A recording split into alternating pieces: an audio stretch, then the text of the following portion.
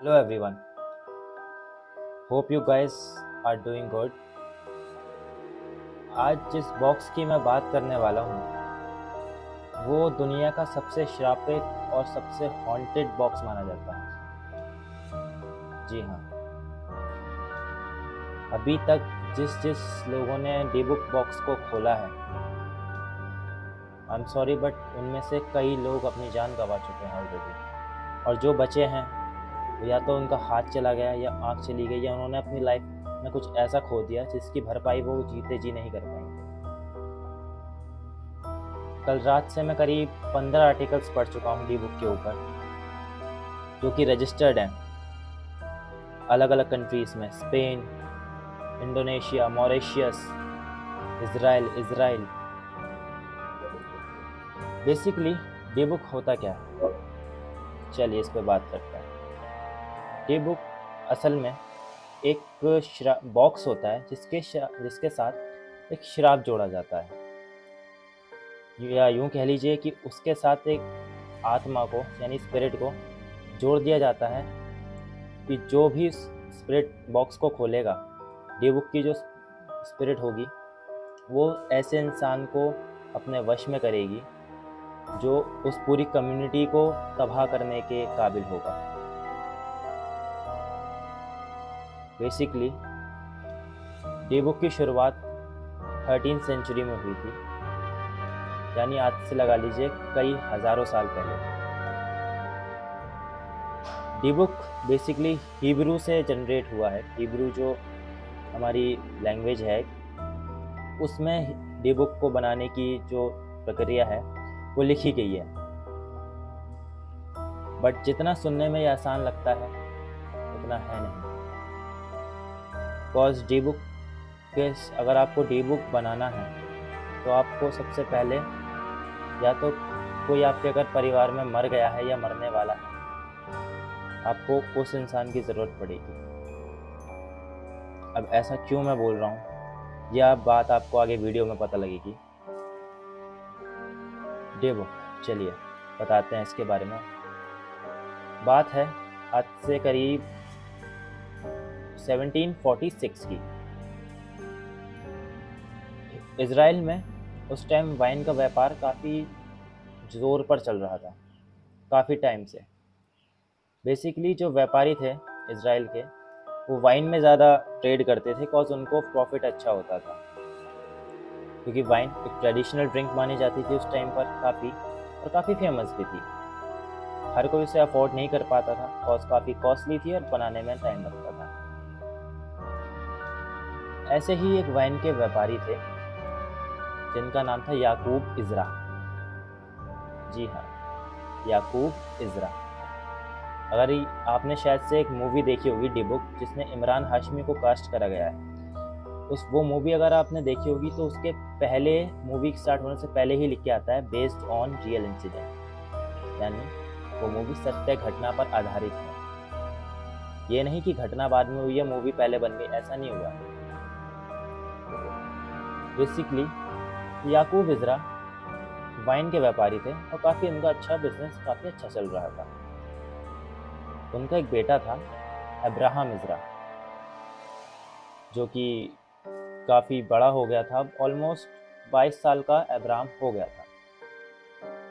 उसको एक क्रिश्चियन लड़की से प्यार होता है, इसका नाम था मायरा जोसेफ। दोनों शादी करने का सोचते हैं, लेकिन याकूब ये बात जानता था कि अगर इज़रा और मायरा की शादी हुई तो उनकी कम्युनिटी में कितना बड़ा तहलका मच सकता है। बिकॉज क्रिश्चियन और इज़राइल दोनों ही बहुत अलग कम्युनिटी है, बहुत अलग।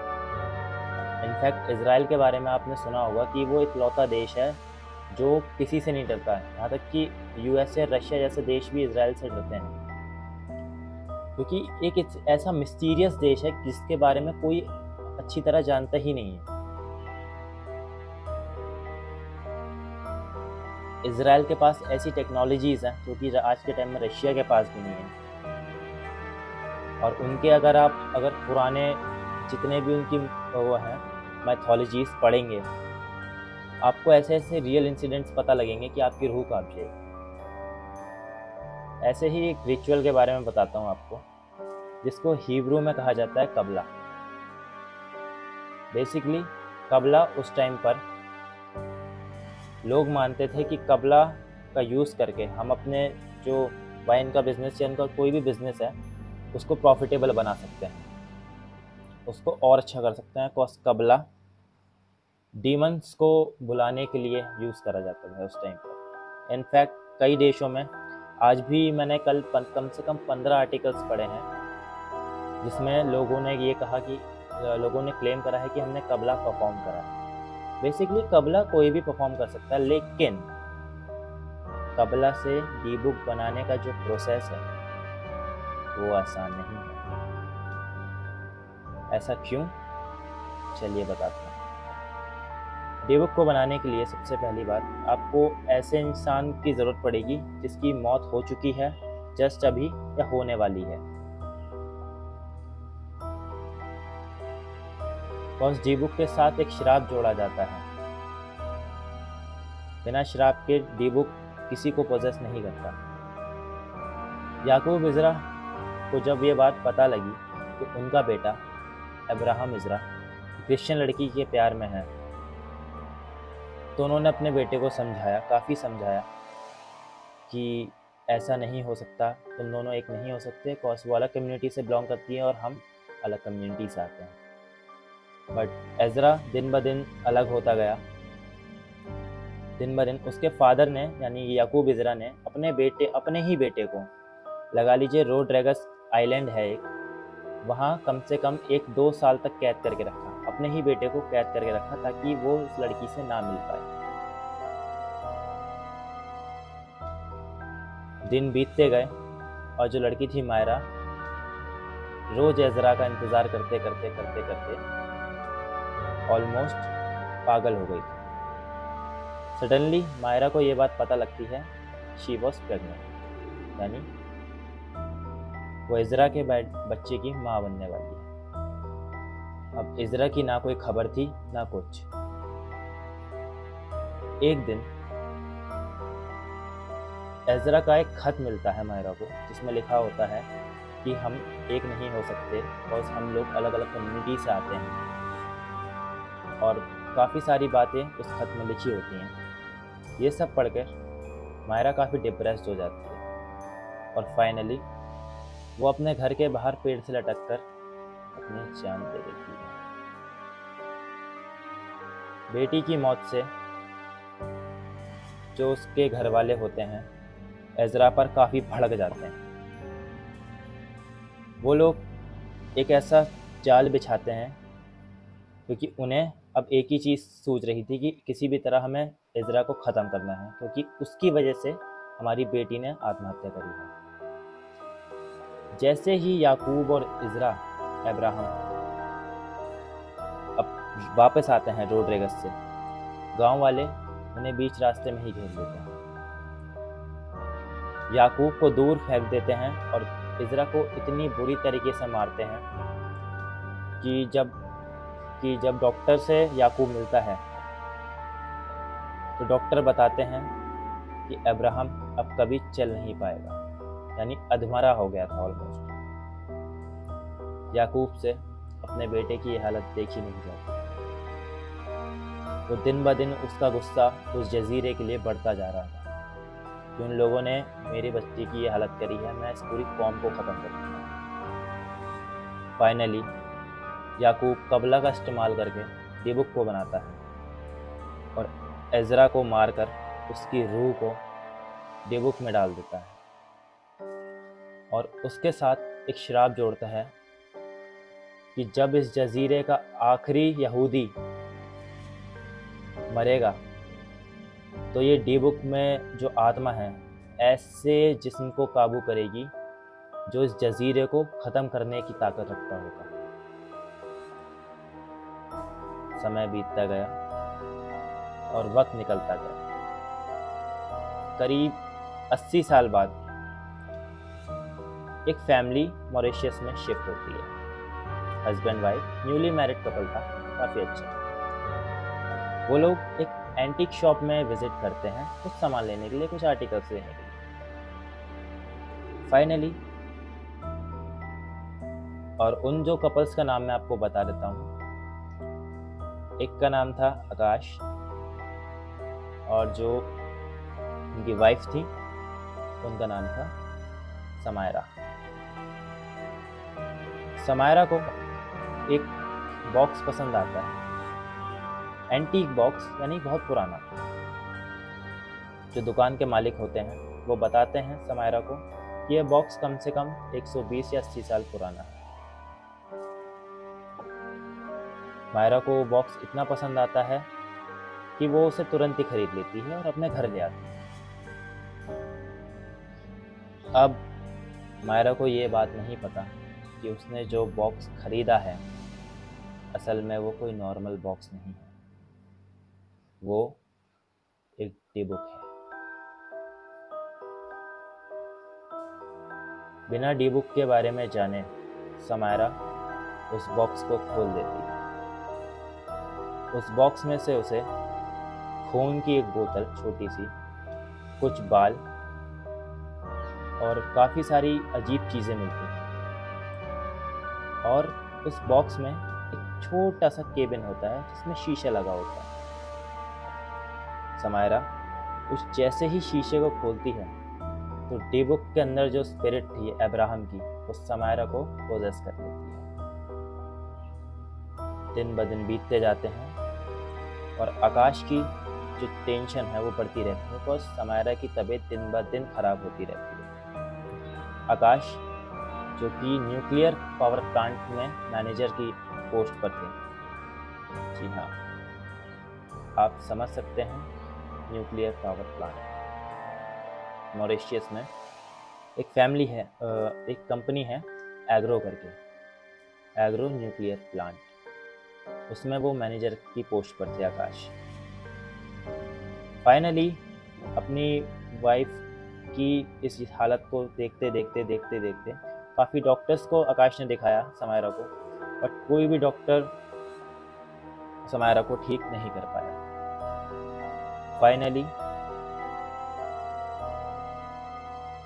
आकाश के जो रिलेटिव्स थे वो क्रिश्चियन थे, और उनमें से जो उनके क्लोज रिलेटिव थे, यानी उनके कह लीजिए कि हमारी भाषा में चाचा, वो चर्च के फादर थे।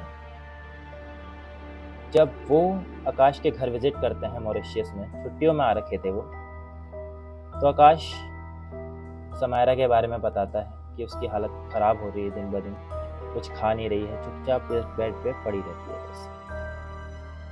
फादर जैसे ही एंटर करते हैं आकाश के घर में, उन्हें ऑब्वियस सी बातें पता लग जाता है कि घर में कोई नेगेटिव एनर्जी है, यानी कोई इविल स्पिरिट है। फाइनली वो समायरा से बात करते हैं और आकाश को ये सुझाव देते हैं कि एक बार आप घर क्लेंस कर लीजिए। आकाश फाइनली घर को क्लेंस कराते हैं, बट उससे भी कोई फायदा नहीं होता। एंड में जब फादर आकाश के घर का चक्कर लगाते हैं, पूरा घूमते हैं, तो उन्हें वो डी बुक बॉक्स दिखता है। वो उस बॉक्स को देख के इतना हैरान हो जाते हैं कि ये बॉक्स यहाँ क्या कर रहा है। वो आकाश से सिर्फ एक सवाल पूछते हैं कि ये वाइन कैबिनेट किसने खोला।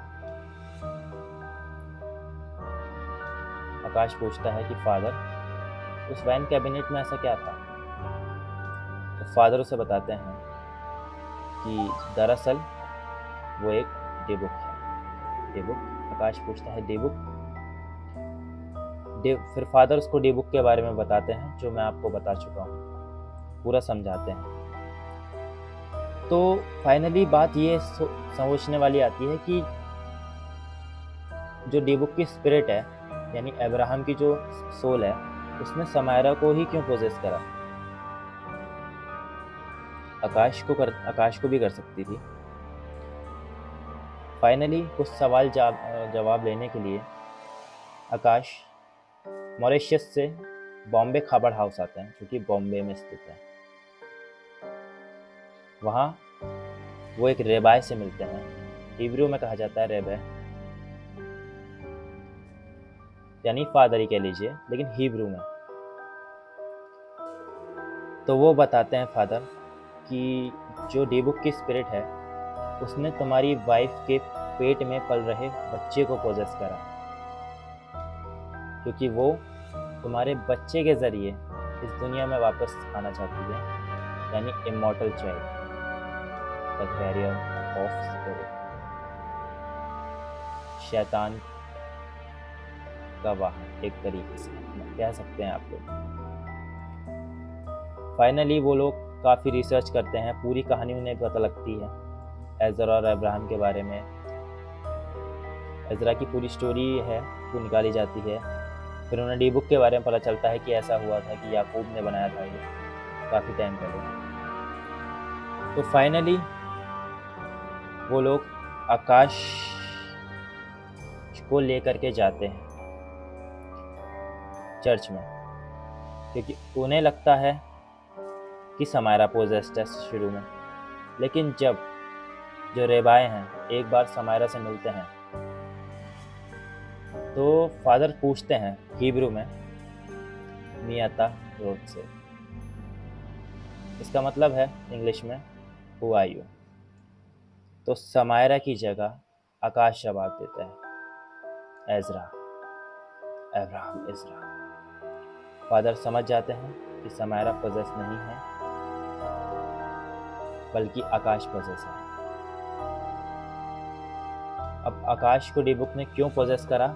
क्योंकि आकाश पावर प्लांट में काम करते हैं, न्यूक्लियर पावर प्लांट में। आप समझ सकते हैं कि कुछ ही बटन दबा के वो पूरे जजीरे को ख़त्म कर सकते थे।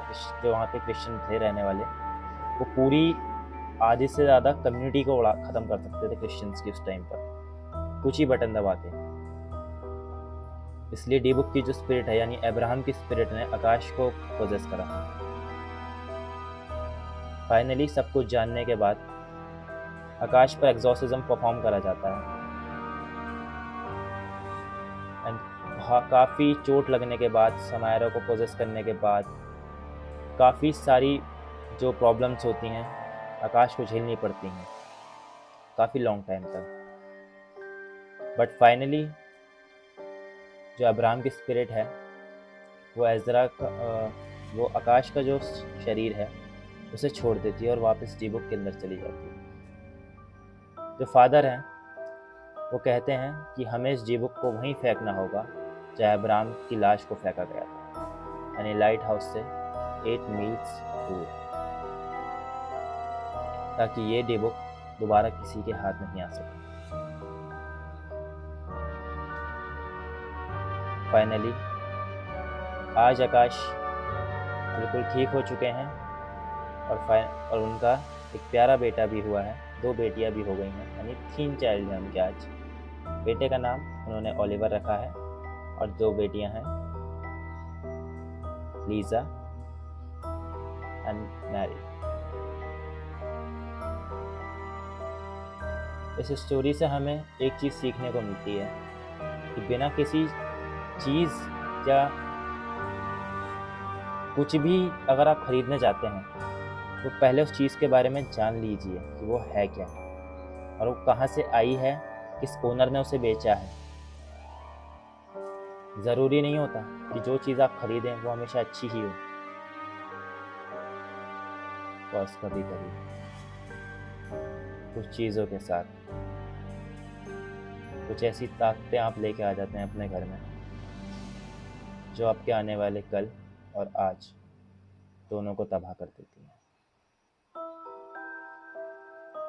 Follow my channel, like, share, subscribe the demonic investigator. Hence, this is a story and a real incident of Debo. Follow my channel Demonic Investigator to know about more paranormal things and cases and rituals. Thank you.